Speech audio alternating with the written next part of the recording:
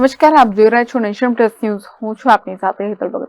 સુરતના વેસુ વિસ્તારમાં આવેલા જોલી પાર્ટી પ્લોટ પાસેથી એક્ટિવા પર જઈ રહેલી એક યુવતીને ડમ્પર ચાલકે ટક્કર મારી હતી.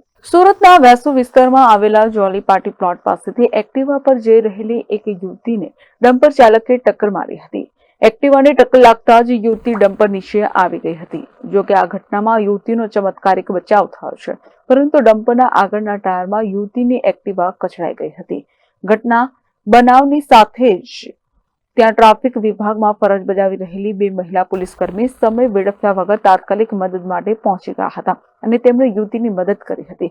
ઘટનામાં યુવતીને ઈજાઓ થતા 108ની મદદથી હોસ્પિટલ ખસેડાઈ હતી. Bureau report, nation plus news, Surat. સમાચારોના સતત અપડેટ મેળવવા માટે અમારી નેશન પ્લસ ન્યૂઝની યુટ્યુબ ચેનલને સબસ્ક્રાઇબ કરો, બેલ આઇકન દબાવો અને જોડાયેલા રહો ફેસબુક, ઇન્સ્ટાગ્રામ અને ટ્વિટર પર.